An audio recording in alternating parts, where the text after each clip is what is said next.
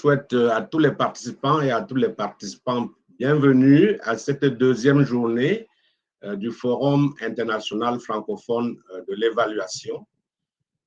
Je suis Tadé Yossa et je suis secrétaire général du réseau francophone de l'évaluation. Je suis aussi membre de l'association camerounaise de l'évaluation, la CADEA, où j'occupe la fonction de secrétaire général. L'évaluation et les nécessaires transformations, tel est le thème de ce forum international francophone de l'évaluation tenu en virtuel. La première journée donc, qui a eu lieu mardi, il y a 2 jours maintenant, nous a permis de réfléchir sur les ponts à créer, les ponts à jeter. Nous avons vu que les nécessaires transformations de l'évaluation exigent différents ponts, parmi lesquels moi j'ai retenu surtout les ponts culturels. Bien entendu, on a parlé du pont entre le nord et le sud, du pont entre les disciplines, etc., du pont entre les acteurs et que sais-je encore.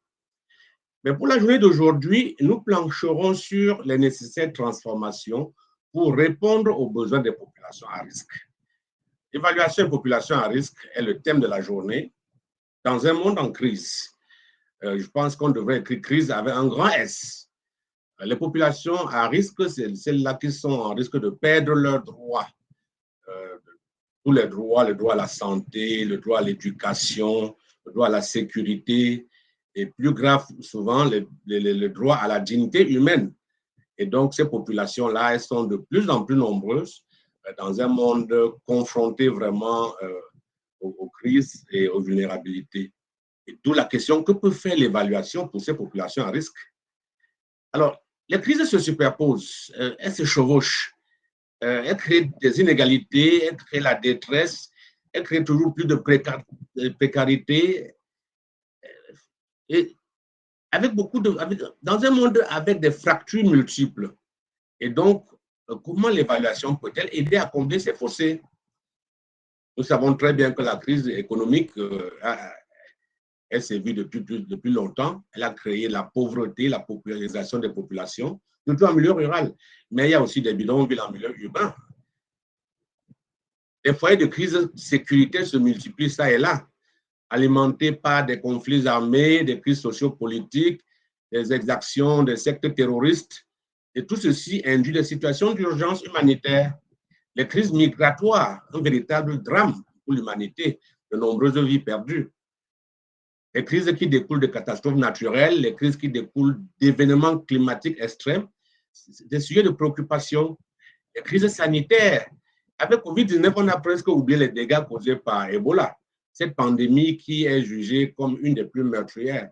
Et donc, ces crises multiples interpellent l'évaluation et la communauté des évaluateurs, la communauté de l'évaluation en général.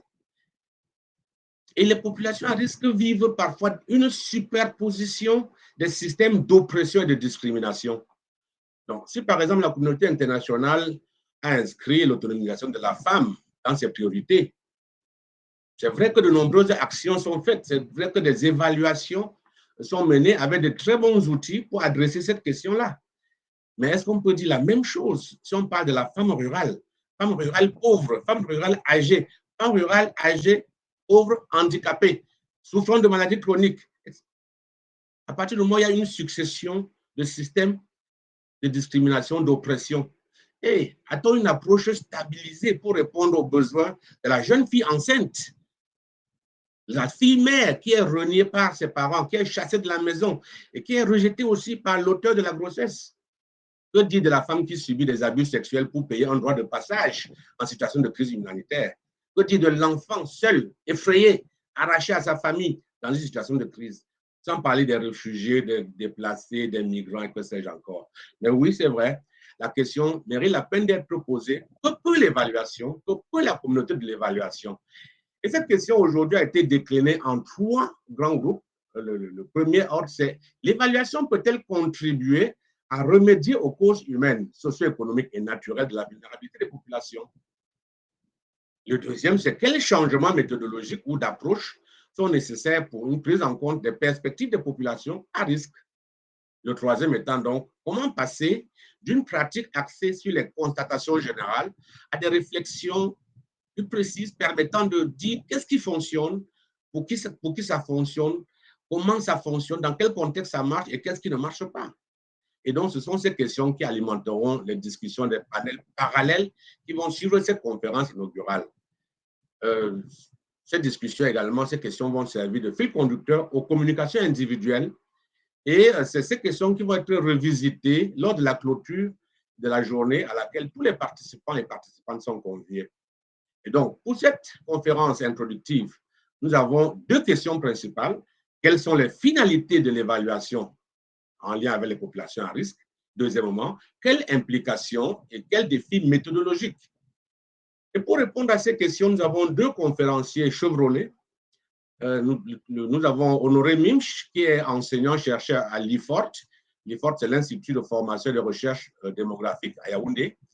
Il n'enseigne pas seulement l'évaluation, il en réalise tellement. Il est auteur de plusieurs publications et travaux scientifiques sur la protection de l'enfance, sur les violences basées sur le genre, sur les mouvements migratoires, sur les dynamiques urbaines. Et il accumule plus de 25 ans d'expérience dans l'enseignement, la recherche, la consultance, plusieurs pays, plusieurs organisations internationales. Il va répondre en deuxième lieu. Agnès Lambert. Agnès Lambert est membre de l'équipe IRAM. IRAM, c'est l'Institut de recherche et d'application des méthodes de développement. C'est à Paris. Elle y est depuis 1989. Elle a une large connaissance de l'Afrique où elle intervient depuis vraiment de longues années, de nombreuses années. Elle a été pendant longtemps impliquée dans l'analyse anthropologique des marchés et des politiques agricoles, la sécurité alimentaire en Afrique de l'Ouest. Elle a réalisé plusieurs évaluations, plusieurs capitalisations de programmes pluriacteurs visant le renforcement des organisations de la société civile dans plusieurs pays. Elle a l'expérience au Cameroun, en Guinée, au Maroc, des questions, des méthodes d'analyse d'impact, méthodes qualitatives en Guinée, en Côte d'Ivoire. Et pendant une dizaine d'années, notamment de 1988 à 2018, elle a été maître de conférence associée à l'Université Paris 1. Chacun des conférenciers aura 15 à 20 minutes pour faire une présentation, suite à quoi nous allons passer aux questions et réponses, aux échanges. Vous avez la latitude, chers participants et participantes, de poser des questions dans le chat pendant que les conférenciers sont en train de parler. Sans tarder, nous allons démarrer en interpellant Honoré. Quelle finalité pour l'évaluation dans le contexte, ce contexte qu'on vient de décrire? À toi, Honoré.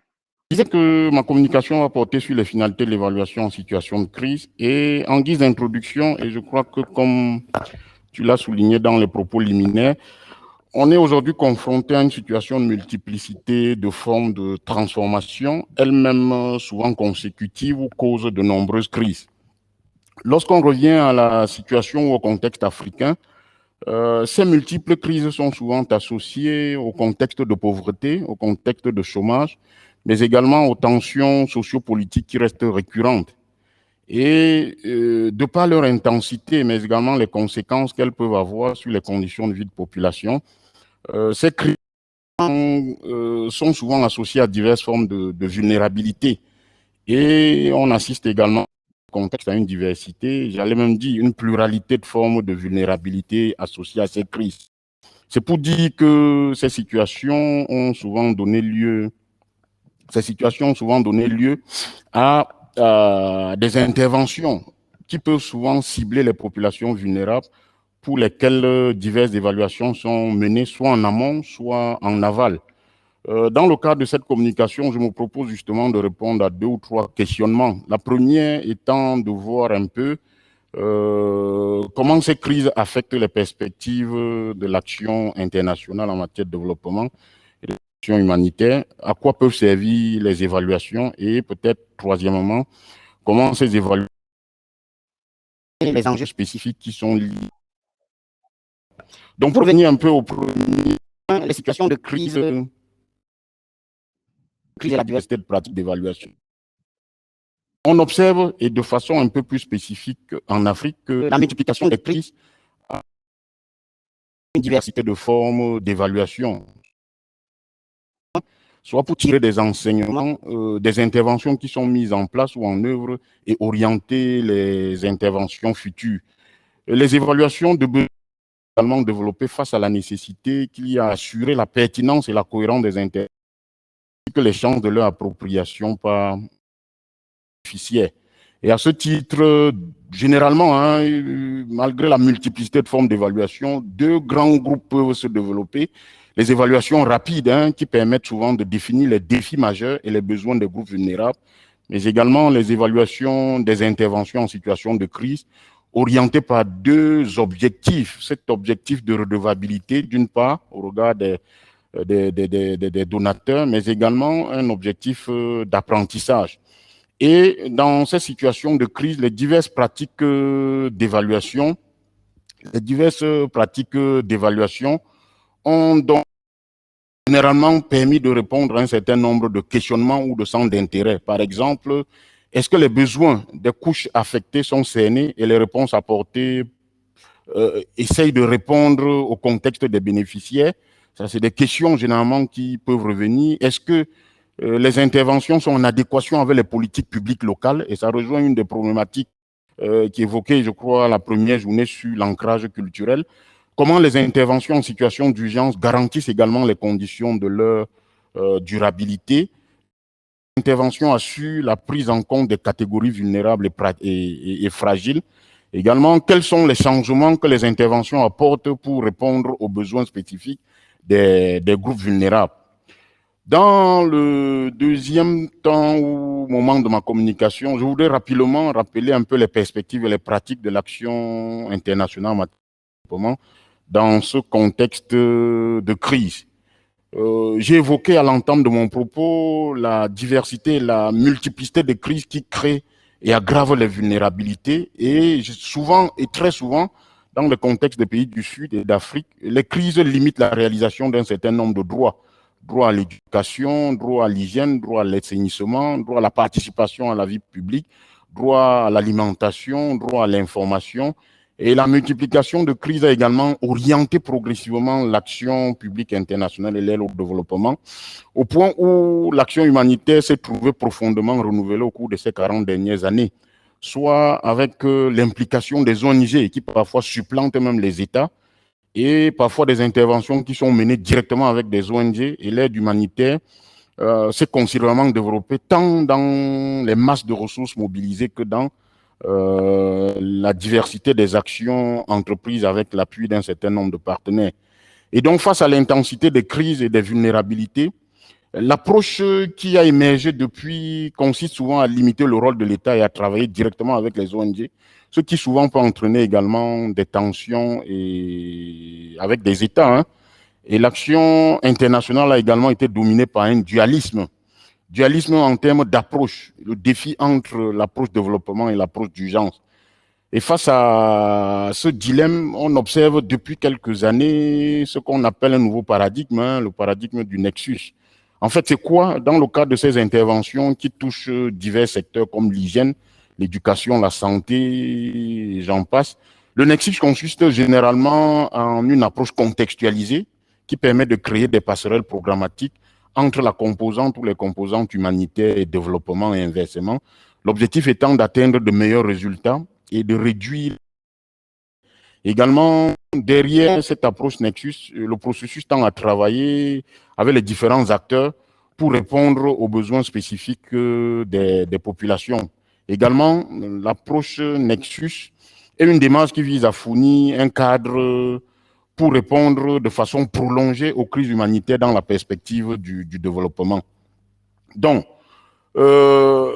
troisième et peut-être articulation de cette communication, c'est peut-être mieux adresser la thématique centrale de ma communication en termes de finalité de l'évaluation en situation de crise et de vulnérabilité. Comment les évaluations tentent de cerner les enjeux particuliers des populations? On peut répondre à plusieurs niveaux. Premièrement, cette tentative de prendre en compte les groupes vulnérables dans la définition des interventions. Et généralement, dans les évaluations, la question de la pertinence des interventions adresse la prise en capacité pour les interventions qui sont mises en œuvre à les besoins spécifiques des groupes vulnérables. Deuxième niveau, c'est en termes de comment dirais-je, de prise en compte des groupes vulnérables dans la dimension des droits à travers les approches droits humains, les approches équité.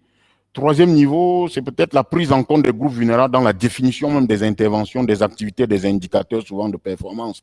Souvent, très lisiblement, les indicateurs ou les activités tentent directement d'adresser ces groupes vulnérables pour montrer un peu l'intérêt qu'il y a à orienter les interventions vers ces catégories en vue d'adresser spécifiquement leurs attentes et leurs besoins. Également, il y a une tentative d'analyse de l'adéquation entre, dans les évaluations, une tentative d'analyse de l'adéquation de la réponse qu'on apporte avec les attentes des besoins des groupes fragiles. Souvent, pour certaines interventions, comme celle menée avec le HCR, on observe souvent également une tendance à analyser les méthodes de ciblage pour voir comment est-ce que ces méthodes de ciblage prennent en compte les catégories les plus vulnérables. Également, dans la prise en compte des enjeux des particuliers des populations vulnérables, on observe également cette tendance à une analyse de la entre les méthodes de ciblage et la cartographie. Et la question souvent qui est adressée, c'est de voir est-ce que la cartographie de la vulnérabilité peut être faite en amont et en adéquation avec les méthodes de mise en œuvre des interventions de ces catégories. Également, un autre niveau, c'est l'analyse de l'adéquation entre les zones d'intervention et la cartographie de la vulnérabilité. Est-ce que les zones qui sont priorisées pour les interventions sont en adéquation avec la cartographie de la vulnérabilité? Je suis d'accord avec peut-être certains qui penseront que pendant les crises, un des gros problèmes, c'est que les vulnérables ne sont pas souvent accessibles. Hein. L'élaboration des cartographies de vulnérabilité, les groupes vulnérables ne sont pas souvent accessibles. Et l'expérience de beaucoup d'agences indique que d'agences humanitaires indique que souvent cette cartographie des vulnérables est faite par des relais points focaux qui souvent n'ont pas une maîtrise directe de la réalité de terrain. Et au moment de l'intervention, quand l'intensité des crises est réduite, on observe souvent un décalage entre les besoins qui ont été identifiés en amont et les réalités sur le terrain.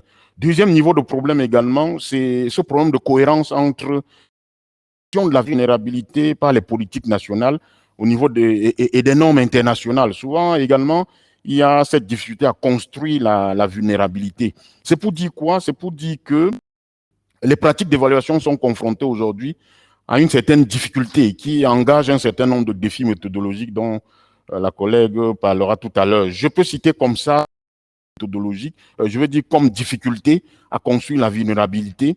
Premier point, d'une définition claire lors de l'élaboration des programmes, au point où au moment de l'évaluation, il devient difficile véritablement d'apprécier la vulnérabilité. Deuxième niveau de difficulté dans les évaluations, la difficulté à évaluer réellement la prise en compte des groupes vulnérables. Comment est-ce que ces groupes ont été pris en compte? Comment est-ce que ces groupes ont été considérés?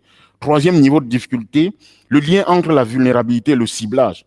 Dans la mesure où les critères de ciblage ne permettent pas toujours souvent de bien construire la notion de vulnérabilité. Également, on observe qu'une difficulté importante, c'est souvent le contexte de pauvreté et la dimension économique, la prise en compte de la dimension sociologique de la vulnérabilité, parce que très souvent, la construction de la vulnérabilité est souvent une réalité exogène à des contextes spécifiques. La tendance à vouloir construire des catégories homogènes et pour des raisons de comparabilité internationale, un problème de la prise en compte du contexte culturel et de la spécifique à des contextes assez particuliers dans les pays éprouvés par cette situation de crise. Donc, au regard de tous ces constats, je voudrais conclure en invitant à ce que j'appelle une approche ancrée. C'est-à-dire quoi? Je veux dire deux ou trois choses pour l'étayer. La première chose, c'est de relever que pour mieux cerner les enjeux particuliers de ces populations, nous pensons que les interventions en réponse aux crises et les évaluations qui en découlent doivent être fondées sur une approche ancrée en vue d'une meilleure prise en compte des enjeux locaux.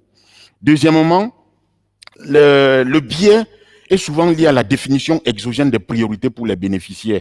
Et à partir de ce moment, les évaluations, parfois, n'arrivent pas à mieux cerner tous les enjeux pour les bénéficiaires, notamment en ce qui concerne les catégories les plus vulnérables. Également, et peut-être dernier point pour finir, c'est que nous pensons également que si les critères de vulnérabilité sont clairement définis avant la mise en œuvre des interventions, avec la collaboration des bénéficiaires, nous pensons également que leur prise en compte peut être beaucoup plus aisée et leur évaluabilité beaucoup plus aisée également. Donc voilà un peu des éléments que j'ai voulu partager pour soutenir cette discussion au cours de cette conférence inaugurale. Je vais parole au modérateur et peut-être dans l'espoir que les échanges nous permettront d'approfondir un certain nombre de points soulignés dans cette communication. Merci. Merci Honoré, merci pour cette présentation qui recommande effectivement donc une approche ancrée qui peut permettre une réelle prise en compte des besoins véritables des populations vulnérables. Nous savons que nous avons un souci technique, mais nous allons continuer pour que la conférence puisse être entendue par très peu de personnes, mais elle pourrait être rechargée après pour être suivie. Donc, nous allons continuer à notre deuxième conférencière qui va regarder dans les implications et les défis méthodologiques. Agnès Lambert, à toi le plateau. Ok, bonjour, vous m'entendez? Oui, oui, oui, oui. Voilà. Donc, bonjour à tous. Je n'ai pas de PowerPoint, donc je vais intervenir sur cet aspect-là. Il y a des éléments méthodologiques qui ont été développés un peu par mon prédécesseur, donc c'est en quelque sorte un enchaînement pour la poursuite de cette présentation. Donc, moi, je vais aborder 4 points importants, hein. Justement, quels sont les défis méthodologiques ou paradigmatiques liés à la crise pour cette prise en compte des populations à risque. Donc, moi, il y a plusieurs points que je vais aborder. Le premier point, c'est la question un peu, les défis, c'est la question des outils d'analyse et des outils d'intervention qui sont questionnés dans ce nouveau contexte, justement pour conduire les évaluations et pour en tirer profit. Le deuxième point, c'est la question un peu de la mobilisation des populations concernées par les interventions de développement et la mobilisation des acteurs des territoires dans ces nouveaux contextes. Le troisième point, c'est le défi que posent finalement les réponses ou les nouveaux dispositifs que les bailleurs mettent en place dans ce contexte de crise, qui sont des défis auxquels il faut répondre et qui posent un certain nombre de difficultés. Et le quatrième point, c'est le défi que pose aussi, donc qui rejoint un peu le précédent, les réponses à la crise. Comment les politiques, les États et les bailleurs répondent aux crises et qu'est-ce que ça génère comme nouveaux défis, un empilement de crises et de problèmes auxquels il faut répondre. Donc, sur la question des outils et des analyses, le premier point, c'est qu'on est confronté. Alors, mon analyse sera assez critique. Après, on verra à partir des critiques des interventions et des difficultés d'adaptation à la crise. Et à partir de ces analyses critiques, on essaie de voir en creux, enfin, c'est une description en creux, et on essaie de voir aussi ce qu'il est possible ou ce qu'il est envisageable de faire pour améliorer la situation. Donc, au niveau des outils d'analyse et des interventions, bon, déjà, dans des contextes fortement instables, on a, et si on veut intervenir sur des projets ou sur des politiques, les données sont statistiques nationales et internationales qui sont souvent pas fiables, peu disponibles, et on est dans des contextes qui sont très changeants. Donc, les données pour faire un travail d'analyse et d'évaluation ne sont pas toujours disponibles, posent de gros problèmes. On a des mouvements de population, des mouvements migratoires, de forte instabilité. Même s'il y a des institutions internationales qui font un suivi, ce n'est pas toujours suivi de près. Et en tout cas, au niveau des États eux-mêmes, si on prend les États, je prends l'exemple de l'Afrique de l'Ouest que je connais le mieux, les données statistiques sont peu fiables et ne sont pas mises à jour. Donc, on a peu d'informations précises à ce niveau-là. Et cette faiblesse d'information est renforcée par cette instabilité. Un deuxième point aussi en ce qui concerne les outils, et qui rejoint peut-être un peu ce qu'a dit mon prédécesseur, c'est qu'on utilise des catégories, aussi bien dans l'analyse que dans les interventions, qui ne sont plus d'actualité, qui posent des problèmes. Il y a beaucoup d'exemples à donner, mais on utilise beaucoup la notion de ménage, la catégorie de ménage. Les interventions aussi bien dans la sécurité alimentaire, dans les dispositifs de protection sociale qui ont tendance à se répandre partout, aussi bien dans les politiques, on utilise la notion de ménage. Et on sait bien que cette notion a été questionnée depuis les années 70, hein, pas forcément applicable au contexte, autrement les contextes ouest-africains notamment. Et en plus, la notion de village ne rend pas compte de très fortes instabilités. On a de plus en plus, avec les migrations des familles, des femmes de leur côté, on a des entités qui ne sont plus des ménages. Et quand on prend l'exemple, je prends l'exemple du PAM qui intervient notamment dans les zones en crise, hein, bon, le PAM différencie les hommes chefs de famille et les femmes chefs de famille, qui sont bien identifiés comme chefs de famille. Mais il y a plein de femmes qui migrent, qui circulent, qui sont seules avec des enfants ou avec d'autres femmes et qui ne sont pas enregistrées comme femmes chefs de famille. Donc, en fait, il y a toute une partie de la population en crise qui est invisible, qui n'est pas prise en compte. Donc, la catégorie de ménage, en tout cas, est à questionner et n'est plus pertinente. On a aussi des catégories, je prends toujours l'exemple du PAM parce que justement, ils interviennent fortement dans les zones en crise, en forte crise, ils sont partout. Hein. On a des catégories en termes de résidence des populations. Donc, on a les déplacés internes, on a les réfugiés et on a les retournés. Donc, ça fait 3 catégories. Et en fait, on a toute une partie de la population qui ne rentre pas dans ces catégories. Je prends encore un exemple sur la Centrafrique chez eux. Mais en fait, le retour se fait par très longues étapes. Donc, il y a une situation intermédiaire où peut-être que le mari ou les hommes retournent au village, dans des zones peu sécurisées, et les femmes restent dans des situations intermédiaires périurbaines avec leurs filles, et elles sont pas non plus, elles sont invisibles, elles ne sont pas répertoriées dans ces catégories. Donc, voilà un peu, à partir d'exemples concrets, le type de problème que posent ces nouveaux contextes et la difficulté de prendre en compte cette nouvelle situation dans ce contexte de forte instabilité. Le deuxième point, c'est la question de comment, puisqu'on est dans un processus d'évaluation, hein, avec, il y avait, ça a évoqué, l'évaluation, c'est la redevabilité, mais c'est aussi l'apprentissage, il y a un processus d'apprentissage. Donc, en fait, derrière l'évaluation, il y a toute une implication, approche participative, mobilisation des populations concernées, des acteurs du territoire. Bon, bien sûr, dans un tel contexte, c'est de plus en plus difficile. Comment on peut faire pour mobiliser ces populations et ces acteurs dans un tel contexte? D'abord, comment on accède à ces populations? Comme l'a dit mon prédécesseur, hein, c'est de plus en plus difficile, c'est porteur de risques, ça se fait par des intermédiaires. Autre réalité hein, aussi, c'est on a des populations qu'on ne peut pas atteindre parce qu'elles sont dans des zones fortement à risque. Hein. Je prends l'exemple sur lequel l'IRAM travaille, qui est situé à la frontière. On travaille sur les zones entre le Mali, le Burkina et le Niger. Hein. On est dans des zones où, en fait, les populations qui bénéficient de projets, d'appui et probablement de processus d'évaluation aussi, hein, finalement, sont dans des zones dont les maîtres des territoires, ce n'est pas l'État, ce n'est pas les communes, ce sont différents groupes, soit des milices, soit des groupes armés. Et ces populations sont obligées, pour survivre, de négocier avec ces maîtres du territoire.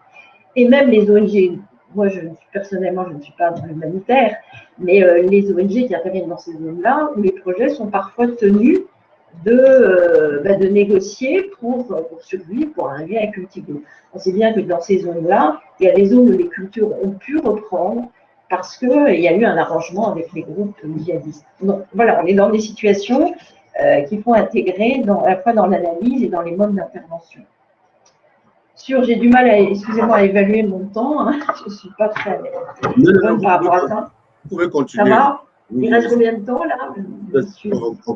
Oui, encore 7 minutes, je pense. 7 minutes, donc je suis à la moitié du temps. Donc, je vais poursuivre avec mes 2 autres points. Autre enjeu et difficulté auquel on est confronté, c'est aussi la manière dont les bailleurs eux-mêmes, les partenaires techniques et financiers, réagissent à ces contextes de crise, hein, avec des procédures, on le voit dans la mise en œuvre des projets, sont des procédures sécuritaires aussi, en quelque sorte, avec des règles administratives et financières qui sont de plus en plus lourdes et qui pèsent fortement dans nos manières de travailler, qui sont imposées, et alors qu'on est souvent dans des contextes très changeants, il faut être assez réactif. Donc, voilà, c'est des contraintes qui pèsent et qui sont face auxquelles il faut s'adapter. Un autre point aussi qui qui est constaté, bon ça je m'adresse en particulier à un bailleur, un des principaux bailleurs français qui est l'AFD, on est dans ce nouveau contexte soumis, enfin c'est ça qui est demandé actuellement, à une volonté de la part de ce bailleur qui est demandé aux humanitaires, d'être dans le traçage des bénéficiaires. Hein. Donc il y a tout un objectif de la part des bailleurs, il faut sécuriser leurs interventions, au nom de la lutte contre le terrorisme et le blanchiment d'argent. Donc l'AFD demande, hein, il y a eu toute une bagarre des humanitaires contre cette mesure autour de Coordination Sud, donc ça c'est Coordination des ONG en France, hein, contre cette mesure. Donc ce que souhaite ce bailleur, c'est qu'en fait, en gros, il y ait un espèce de screening avec une espèce de carte d'identité de tous les gens auxquels on s'adresse et qu'on appuie. Donc, vous imaginez l'absurdité, puisqu'on a affaire à des gens qui n'ont pas forcément de carte d'identité, qui se déplacent tout le temps. Et si vous aidez une famille ou un ménage, entre guillemets, comment allez-vous vérifier que le sac de riz que vous donnez à cette famille ne va pas être donné à un cousin qui, lui, a des liens avec un groupe djihadiste ou terroriste? Donc, c'est complètement absurde et toutes les organisations humanitaires, en tout cas françaises, sont vent debout contre cette mesure. Donc, voilà, ça, ce sont des contraintes qui nous pèsent et c'est une bagarre à mener. Donc, comment faire évoluer nos interlocuteurs par rapport à ces questions-là? Bon, il faut dire que du côté du ministère des Affaires étrangères, il y a eu une réponse un peu plus nuancée en disant bon, ok, on va pas le faire, on va pas exiger ça dans les zones d'extrême urgence, mais en revanche, pour les autres zones où on fait du développement. Le problème, c'est que la frontière zone d'urgence, zone de développement, elle n'est pas si évidente. Hein. Si on prend un pays comme le Mali, il y a beaucoup de zones grises, entre guillemets, où on fait du développement, mais il y a toute une partie du territoire qui est très fortement insécurisée. Donc la frontière n'est pas aussi simple à définir que ça. Ensuite, l'autre point aussi, l'autre défi auquel on est confronté et qui est aussi cette réponse hein, des politiques et des États et des bailleurs en particulier à la crise, hein, on est dans une logique de mise en place des camps de réfugiés, de déplacés internes, des réfugiés, avec tout un dispositif qui est mis en place et qui génère beaucoup de tensions en fait, qui est à la fois une réponse probablement indispensable, hein, on ne peut pas contester totalement ce mode d'intervention, mais en tout cas analyser, être conscient du fait que ça génère énormément de tensions entre justement les populations qui sont déplacées et le reste de la population. Alors les tensions autour de l'accès, il y a des fortes pressions sur les ressources, hein, que ce soit les ressources foncières ou les ressources naturelles, puisque ces nouvelles populations regroupées ont besoin d'essayer de développer aussi une activité économique en parallèle de la distribution de l'aide dont elles devraient bénéficier. Donc pression sur les ressources, pression sur les services, hein, sentiment d'inégalité de la part des populations qui sont situées autour de ces camps de réfugiés, l'impression qu'il y a des zones où les gens bénéficient de l'aide alors que les populations autour sont aussi pauvres et ne bénéficient pas de cette même aide. Voilà, donc c'est des situations qui sont à prendre en compte et qui sont très complexes à gérer. Bon, pour revenir aux PAM qui travaillent beaucoup sur ces questions-là, ils essayent d'intégrer dans leur distribution les familles hautes, parce qu'on a aussi des modes d'accueil, pas seulement les camps, ce qui est souvent plus intéressant, c'est d'arriver à ce que les populations déplacées soient accueillies par des familles. Si c'est des parents, si c'est des relations, c'est plus facile, mais ce n'est pas toujours le cas. Ceci dit, ces populations hautes sont des populations qui sont fragilisées et que le PAM essaie, dans ses interventions, de prendre en compte. Autre facteur de tension, c'est la suspicion. Je prends l'exemple du Mali, enfin, où il y a beaucoup de tensions sociopolitiques, comme on l'a évoqué tout à l'heure, d'instabilité, de méfiance. Hein, les relations, le lien social est fortement perturbé. Donc là, on a des populations qui viennent d'ailleurs, qu'on ne connaît pas, on se méfie d'eux, et on pense que peut-être que soit ils revendent, ils traficotent, ou alors ils ont des connexions avec les groupes terroristes. Donc ce sont des défis auxquels on est confronté dans un tel contexte. Le dernier point qui est d'un ordre plus global, mais qui concerne peut-être l'ensemble des interventions de développement ou des politiques, et peut-être qui est renforcé dans ce contexte de crise et d'instabilité, de crise multidimensionnelle, c'est qu'on est ce que les anthropologues ont appelé, c'est le recours à ce qu'on appelle les modèles voyageurs. Hein. C'est-à-dire qu'on a des modèles d'intervention qui ont fait qui ont fonctionné en Europe, qui ont été transférés dans des pays comme les pays d'Amérique latine, hein, et puis qu'on essaye, j'évoque notamment tous les dispositifs de protection qui sont en train de se mettre en place dans tous les pays, dans beaucoup de pays africains et notamment en Afrique de l'Ouest, hein, voilà, avec tout un dispositif et qui suppose tout un appareillage statistique national et qui s'appuie sur des États forts et ayant des appareils statistiques. Donc là, on est aussi confronté à l'arrivage de nouveaux modèles et du coup, à travers les analyses qui ont pu être faites, à un espèce de contournement, à une réappropriation. Là, on parlait du ciblage. On voit bien s'il y a des transferts monétaires, on voit bien dans les pratiques dans le ciblage ou dans les pratiques de distribution, comme on souhaite, et ce qui est intéressant, avoir une approche participative et faire des ciblages communautaires. Dans les pratiques, on se rend compte sur le terrain, ça a été observé au Niger et dans de nombreux autres pays, qu'on a une réinterprétation, une réappropriation de cette aide, alors qui peut avoir des impacts positifs. L'analyse reste à faire et c'est ça qui est intéressant, qu'il faut analyser finement. Hein. On a des réappropriations qui peuvent être positives pour les communautés locales, mais qui peuvent aussi être négatives selon les dynamiques sociopolitiques locales. Voilà, donc moi c'est à peu près ce que je souhaitais, l'objet de mon intervention, donc qui est plutôt critique par rapport, qui questionne un peu les méthodes, mais avec un regard critique. Maintenant, à partir de ça, qu'est-ce qu'on peut imaginer pour améliorer un peu l'inadéquation de ces méthodes à un tel contexte? Merci pour cette présentation qui a bien mis en évidence les problématiques préoccupantes, hein, notamment de données dans un contexte changement rapide.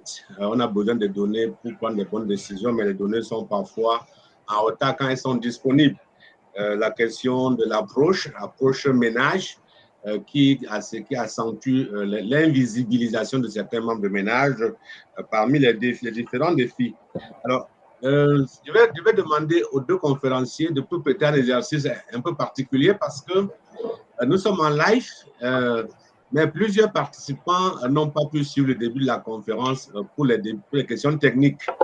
Donc, ce serait bien si vous pouvez donner juste les messages clés, hein, en commençant par Honoré. Quels sont les messages clés que vous avez passés dans le cadre de votre communication qui visait à savoir quelles sont les finalités de l'évaluation dans des contextes de crise et de vulnérabilité. Bien entendu, pendant les messages clés, si vous voulez bien, pour donner un début de réponse à une préoccupation qui dit, en fait, qu'appelle-t-on population vulnérable? D'ailleurs, c'est une question que vous avez posée aussi, mais vous pourriez développer davantage. Honoré, message clé, s'il te plaît. Oui, ok. Merci. Donc, en fait, dans la communication que j'ai voulu faire, s'agissant des finalités de l'évaluation, j'ai mis en relief la spécificité des évaluations faites en amont, peut-être pour faire une évaluation des besoins, en vue d'orienter des interventions, de définir les interventions et les priorités pour ces interventions, mais également des évaluations qui sont faites au terme des interventions pour en tirer des enseignements et pouvoir en assurer ou bien indiquer des éléments de redevabilité pour voir un peu quels sont les apports un peu des interventions. En situation de crise également, j'ai évoqué cette difficulté à pouvoir faire ces évaluations compte tenu du fait que l'accessibilité à certaines catégories fragiles, vulnérables ou bien reste délicate compte tenu du fait que parfois les évaluations faites en amont, ce qu'on appelle des évaluations rapides, sont basées sur des données secondaires ou des sources de relais, des points focaux parfois et qui posent un certain nombre de difficultés. J'ai également souligné le fait que la pratique d'évaluation dans le contexte de crise reste soumise à un certain nombre de difficultés pour mieux apprécier les groupes vulnérables ou la catégorie de groupes vulnérables. Premier niveau peut-être difficulté, les méthodes de parfois qui ne sont pas clairement définis au moment de l'intervention et qui rendent difficile lors de l'évaluation, peut-être l'appréciation de la prise en compte de cette catégorie. Deuxième niveau de difficulté, la construction de la catégorie groupe vulnérable. Et j'ai évoqué le fait que parfois il y a un déphasage entre la documentation nationale au niveau de la construction de la catégorie groupe vulnérable et la nomenclature internationale souvent utilisée pour orienter les interventions. Peut-être troisième niveau de difficulté, j'ai évoqué le fait que lors des interventions, les évaluations génèrent des intérêts. Et je crois que c'est ce que Lambert aussi également évoqué dans l'entame de son propos. La mobilisation des concernés génère des intérêts. Vous savez, chaque fois que l'action humanitaire arrive, en fait, il y a une autodéfinition de la vulnérabilité. Il y a une auto-intégration dans la catégorie vulnérable. Personne ne dira qu'il n'est pas vulnérable. Et les approches participatives qui sont même souvent utilisées pour essayer d'aider à lorsqu'on dit qu'il faut construire ces catégories ou bien définir ces catégories de façon participative, la difficulté vient du fait que on est dans un contexte de fragilité. Ce sont des populations déjà vulnérables, ce sont des populations dont la réalisation d'un certain nombre de droits reste problématique et la mobilisation des concernés génère un certain nombre d'enjeux, génère un certain nombre de centres d'intérêt. Et du coup, construire la catégorie de vulnérables peut en amont ou pendant l'évaluation poser un certain nombre de difficultés. Et c'est pour cette raison que je crois que je la rejoins pour évoquer cette difficulté au niveau des enjeux. Donc voilà un peu, je crois, un certain nombre de messages clés.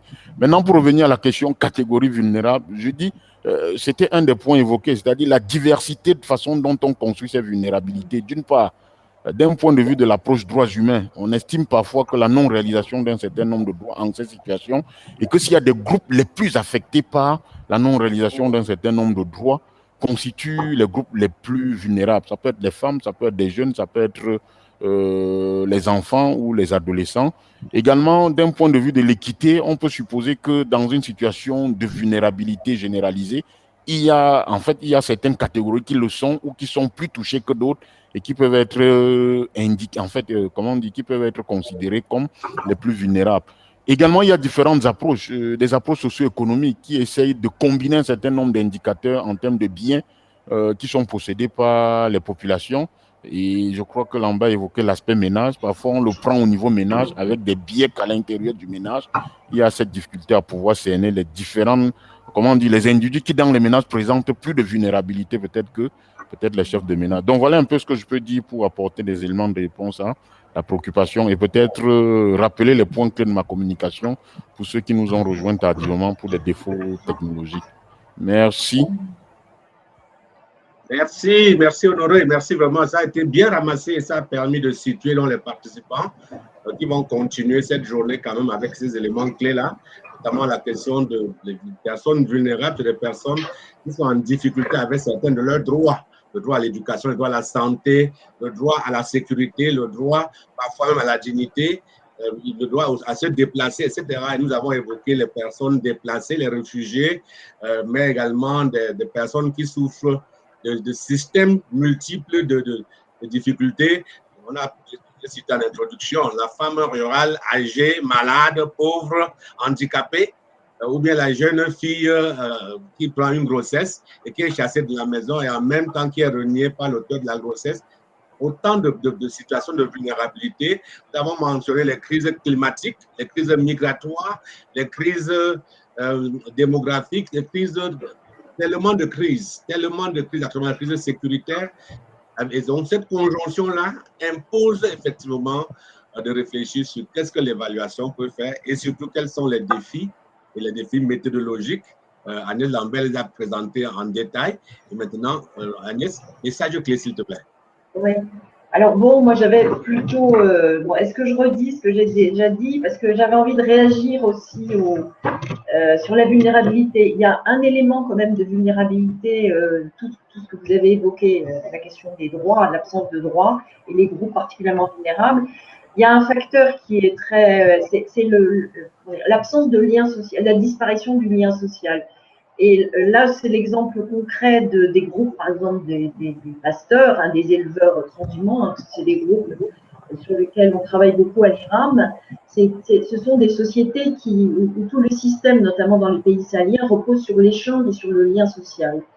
Et ce lien est en crise extrême.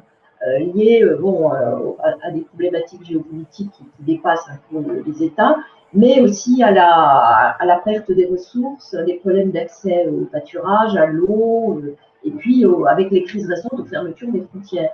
Donc cette complémentarité intergroupe, interressources, ce lien social entre les différentes catégories, je pense que dans un pays comme le Cameroun, c'est des choses aussi qui existent, hein, des complémentarités entre groupes, les relations, ce qu'on appelle la parenté à plaisanterie, toutes ces relations de nature traditionnelle qui fonctionnaient sont mises à mal.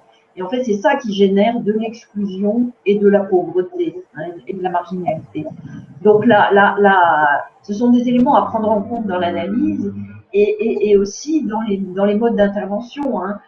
Un des axes sur lesquels nous travaillons justement dans ces régions-là, c'est essayer de trouver à quel niveau pourrait se situer, comment est-ce qu'on peut travailler à plus de cohésion sociale à quelles conditions on peut renouer certains liens. Pas dans tous les contextes, mais dans les contextes où la situation n'est pas complètement dégradée. En tout cas, la dimension lien social de la vulnérabilité, je pense, est très importante. Voilà, donc il y a une dimension collective, il n'y a pas que les catégories, les individus, il y a aussi les dimensions collectives de la vulnérabilité. Voilà, sinon, donc là, ce qui a été compris, c'est des catégories qui ne sont pas pertinentes, hein. Ce que j'ai trouvé aussi intéressant, et ça rejoint un peu ce qui vient d'être dit, c'est-à-dire comment les interventions humanitaires, souvent, peuvent avoir des effets négatifs, hein. À la fois elles sont nécessaires, mais elles contribuent aussi à l'affaiblissement des États, qui sont de plus en plus affaiblis, de moins en moins en capacité de réponse, qui n'ont pas forcément les éléments ni les informations. Et aussi, cette question aussi des modèles, hein, on a tous des modèles de développement, des modèles d'intervention, des modèles d'analyse, hein. Les bailleurs, les ONG, les États aussi, hein. Donc, c'est tous ces aspects-là qui sont réinterrogés. Et je rejoindrai du coup la formulation que vous avez dit. Il faudrait avoir une approche davantage ancrée de nos analyses et de nos interventions et être un peu plus critique par rapport aux modèles qui sont imposés. Et je pense qu'il faut aussi questionner et interpeller les acteurs qui nous financent, hein, les États et les différents opérateurs de développement. Voilà. Merci beaucoup, Agnès, pour cette présentation rapide qui met en évidence effectivement des difficultés qui sont des difficultés réelles, notamment des difficultés de l'adaptation des modèles même qui sont utilisés et cette dimension collective de la vulnérabilité, n'est-ce pas, avec la mise en évidence de la perte du capital social qui est quand même un élément important dans les relations humaines. Nous avons encore 7 minutes et il y a une question qui est posée là. C'est une question qui est posée à toutes les deux, je pense. Au regard de toutes les contraintes, c'est Jean-François Kobian qui pose la question. Au regard de toutes ces contraintes évoquées, en lien avec l'identification des personnes vulnérables et les conditions de collecte des données, la démarche méthodologique en matière d'évaluation dans un contexte humanitaire peut-elle avoir la même portée qu'une évaluation, je dis en contexte normal, donc dans un contexte de développement, je crois que c'est comme ça que nous disons le langage. Qui prend la main? Honoré sourit, donc il veut prendre la main. Vas-y, Honoré.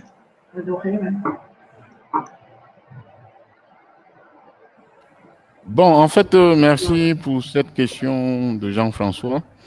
Je dis, a priori, la réponse serait pas la négative, c'est-à-dire qu'on partirait que le contexte de crise présente un certain nombre de spécificités et que les vulnérabilités sont beaucoup plus accrues, que les vulnérabilités sont beaucoup plus importantes et que dans ce contexte-là, les personnes considérées ou bien catégorisées comme vulnérables ne présenteraient pas les mêmes spécificités dans la réalisation de leurs droits qu'en situation normale, compte tenu du fait que en situation normale, on peut supposer que la disponibilité, par exemple, des services est assurée, les services d'éducation, les services d'hygiène, les services d'assainissement, alors qu'en situation de crise, théoriquement, la disponibilité de ces services n'est pas toujours garantie, n'est pas toujours assurée, l'accessibilité ou la disponibilité physique.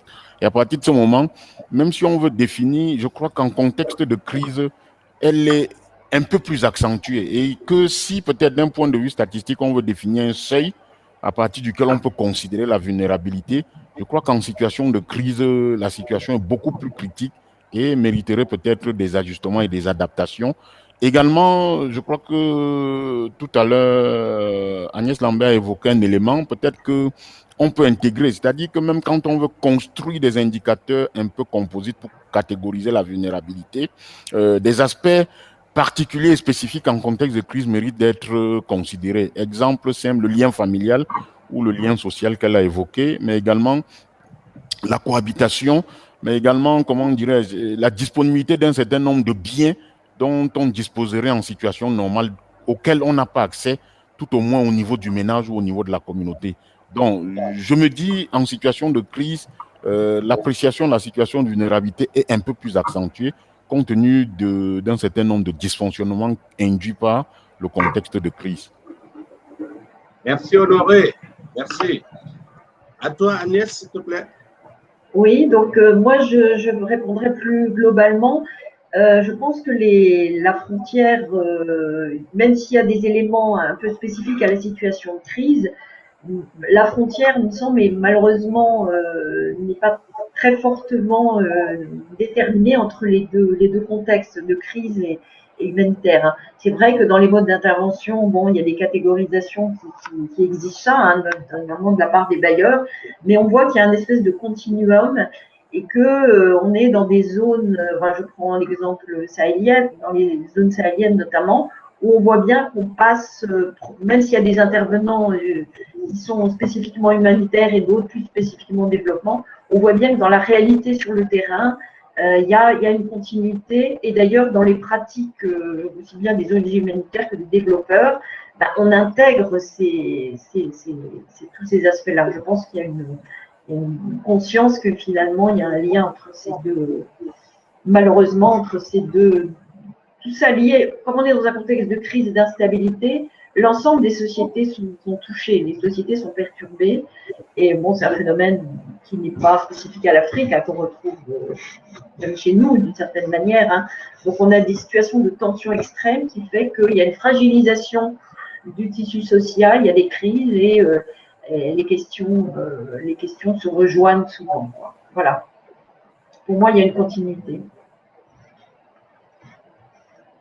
Absolument. Donc, encore sur la table, cette question de est-ce que c'est une dichotomie entre l'humanitaire et le développement, même si les approches ont été développées en termes de dualisme, les deux conférenciers ont bien indiqué que de plus en plus, on parle du nexus. C'est un continuum qui devrait permettre effectivement d'aller de manière progressive des situations humanitaires vers les situations de développement, où effectivement les besoins des populations ne sont pas nécessairement les mêmes, et donc où les outils et les approches peuvent être variés selon les situations. Il y a maintenant là 2 minutes de la fin de notre conférence introductive. Et nous allons donc... les autres questions qui sont posées sont des questions sur... Madame Lambert, vous avez donné beaucoup d'exemples. Ça vient de quel pays, tous ces exemples-là? Mais bon, vous pouvez dire quand même un mot de conclusion d'une minute en répondant, en passant à cette question-là. Alors, les exemples, bon, concernent la Centrafrique en particulier, hein, sur les interventions du PAM et la question un peu de la non-pertinence ou l'interrogation sur la catégorie des ménages. Et sinon, les instabilités concernent surtout la zone frontalière, enfin ce qu'on appelle les 3 frontières justement, entre le Mali, le Burkina et le Niger principalement. Voilà, les exemples concernent ces zones-là. Merci. Honoré, en sachant que Soro Coulibaly dit que les transitions humanitaires sont assez mal gérées, il ne comprend pas pourquoi. Et ton mot de fin, Honoré.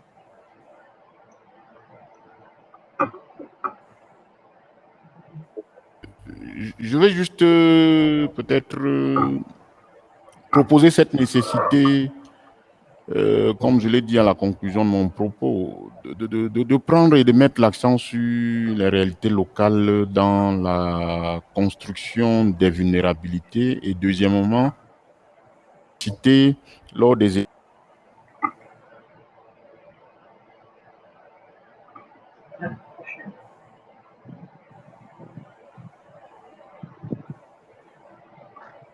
Merci. Merci. C'est coupé. Honoré, tu as des soucis techniques, Honoré. Honoré, tu as des soucis techniques. Je ne comprends pas. Honoré, tu as des soucis techniques. Donc, merci beaucoup. Merci à Honoré. Honoré, merci beaucoup. Merci. Merci. Oui, c'est bon. Tu as eu des petits soucis techniques, mais c'est très bien. Merci beaucoup. Merci à tous et à toutes pour la participation, pour les commentaires qui restent la même. Certains qui n'ont pas été adressés, hein, elles vont pas continuer à discuter. La journée ne fait que commencer. Ces questions vont à nouveau être discutées lors des panels parallèles. Il y en a 3 qui commencent dans 15 minutes, maintenant dans 13 minutes. Et puis, n'oubliez pas, les communications individuelles vont suivre également. Et nous avons rendez-vous pour la plénière de clôture. Plénière de clôture tout à l'heure. Merci beaucoup, merci. Merci Agnès, merci Honoré, merci aux organisateurs et au revoir.